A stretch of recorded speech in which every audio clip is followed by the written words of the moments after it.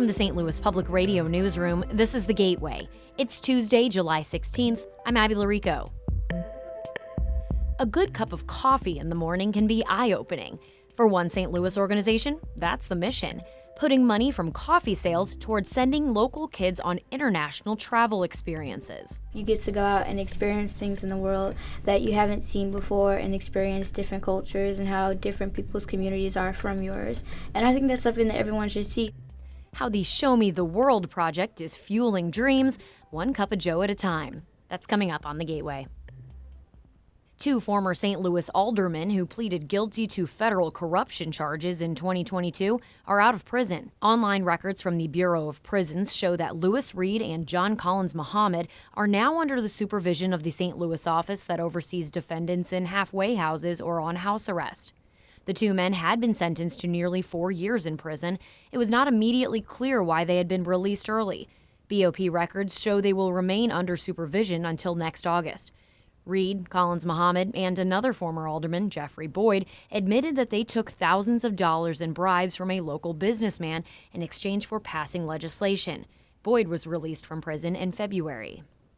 Local Republican voters say they're mystified someone would try to assassinate former President Donald Trump. St. Louis Public Radio's Will Bauer reports some GOP voters are preaching unity after the attempt over the weekend. St. Charles voter Lance Thebe says he was in disbelief that a shooter tried to kill the former president. It was a huge disappointment and deeply troubling as an American, he says. Thebe spent 30 years in the U.S. military and saw combat. He says he knows it better than most, but it has no place in politics. We need to find a way to love each other. And I get emotional when I say that. It's that simple. Fighting is not the answer. And that's coming from a guy who can bring it. Thebe says he'd like Americans to bite their tongue a little more often and find a way to compromise. He made the comments at an event organized by GOP gubernatorial candidate Bill Eigel. In St. Charles, I'm Will Bauer, St. Louis Public Radio. U.S. Senator Dick Durbin says he can't explain how a shooter came so close to assassinating former President Trump over the weekend, but the Illinois Democrat says Congress has a responsibility to ask tough questions. How could the official counter-sniper team have executed this man so quickly? He was that within their line of sight, and they were able to respond so quickly and yet not identify him in advance before he fired these rounds. These are some fundamental questions which I've asked myself, and I've asked them, and they don't have the answers yet. Durbin chairs the Senate Judiciary Committee. He says he listened to an FBI update on the investigation. He called the shooter unremarkable because he doesn't appear to have ties to political ideologies that might explain his motive. Illinois Republicans came into Milwaukee this week bruised from fighting amongst themselves, but as Alex Degman reports, they're starting the Republican National Convention united. Trump. Trump. Trump. Trump. Trump. That's State Representative John Cabello rallying an early morning breakfast crowd at a delegation hotel. The intra-party fighting played out this year in a bitter Southern Illinois congressional primary between Mike Bost and Darren Bailey. But as far as Bost is concerned, that's all water under the bridge. Both I and that man right back there, Darren Bailey, we're going to stand shoulder to shoulder in support of Donald Trump. Darren, stand up. Some Illinois Republicans think the assassination attempt on former President Trump is a galvanizing moment for the GOP, and the enthusiasm could help down ticket races. I'm Alex Degman. Lawyers for former Illinois House Speaker Michael Madigan are citing a recent Supreme Court ruling in a bid to dismiss a majority of his criminal case. In striking down the bribery conviction of a Northwest Indiana mayor, the court required prosecutors pursuing bribery charges establish a clear quid pro quo if an office holder accepts a reward after an official act. Madigan's lawyers said federal prosecutors in Chicago failed to do that and want 14 of the 23 counts against him tossed ahead of his October bribery, conspiracy, and racketeering trial.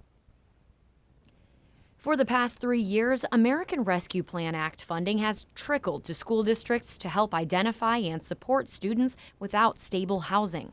The Midwest Newsroom's Kayvon Mansouri reports more than $390 million sit unused as the deadline for spending looms.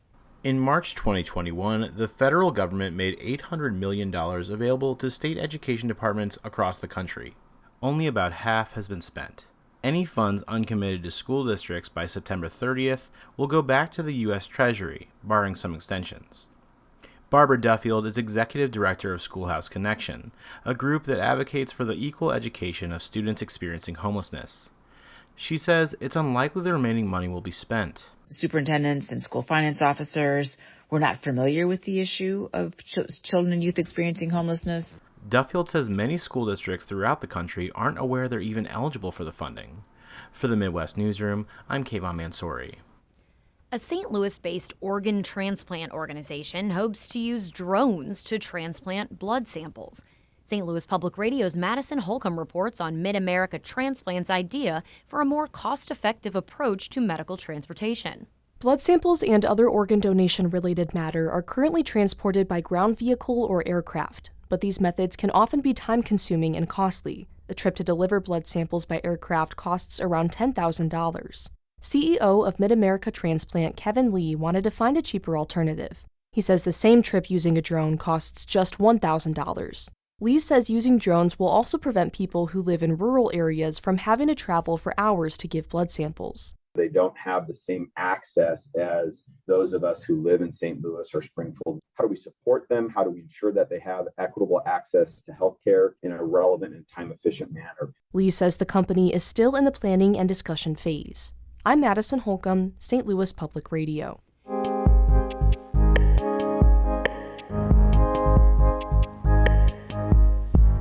A good cup of coffee can change your morning, but some St. Louis high school students are hoping it can change their world. Good morning. Early on a steamy Saturday, there's no sleeping in for this group of St. Louis high schoolers. Good morning. And for that, shoppers at the Tower Grove Farmers Market replenishing their coffee supply can be thankful. Would you like to learn about the Show Me the World program? This morning, it's Soldan High School's William Snow front and center at the Show Me the World booth, selling bags of roasted coffee beans to raise money for international travel. Snow's bound for Belize. It's a good opportunity to get out of St. Louis and see new things, learn new experiences. Need the coffee ground? Jalen Adams is on it. The Vashon High School junior is recently back from his own trip to Ecuador, now training others in the year-long program. You gotta put effort in it because as much as you put in, that's how much you're gonna get out of it. The program started in 2012 when a group of Vashon leadership students learned about global experiences offered in a nearby suburban district. Samantha Lurie Carroll was one of their teachers. They were like, Miss Lurie, I cannot believe that this is an opportunity for them. This is like a dream. They decided to make an opportunity of their own, setting their sights on Costa Rica, a country known for its vibrant biodiversity and research opportunities aligning with their biology curriculum. Students and families started on the conventional fundraiser routes, restaurant give-back nights, candy sales, car washes. It worked, and the trips continued. In 2016, a visit to the Costa Rican market for supporter thank you gifts, bags of local coffee, got the kids thinking. If so many people love this coffee and we're doing all these different fundraisers, why don't we start a coffee business? They've since become a nonprofit. Lurie Carroll's the executive director. Since 2012, they've sent more than 150 students abroad. Destinations include Costa Rica, Panama, Ecuador, Nicaragua, and Belize. With their expansion to more schools, they're raising money to support 100 student travelers this year.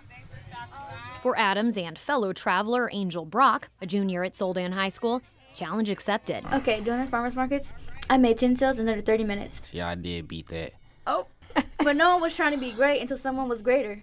It's a respectable grind, but Lurie Carroll says it's still rooted in educational experiences. We like to say that it's a teaching tool first and it's a funding tool. Along with learning business skills, they conduct scientific and cultural research about the life forms and customs they'll see when they get to their destination.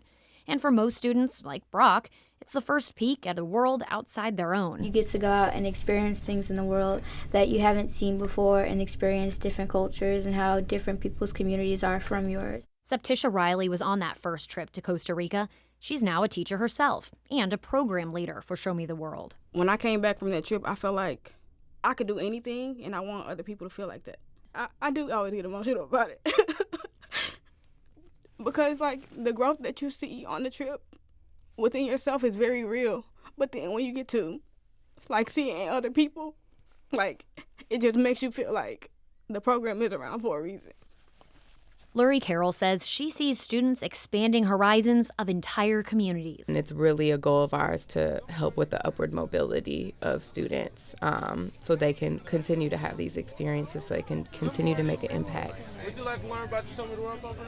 All right, have a nice day. Back at the farmer's market, William Snow is unflappable.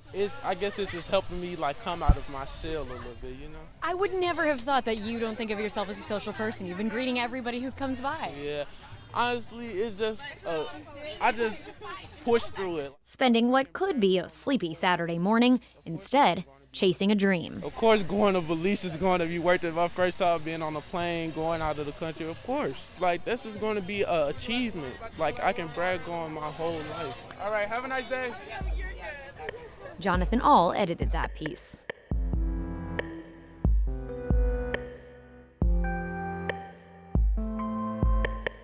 The Gateway is a production of St. Louis Public Radio, a listener-supported service of the University of Missouri-St. Louis. Music by Ryan McNeely of Adult Fur.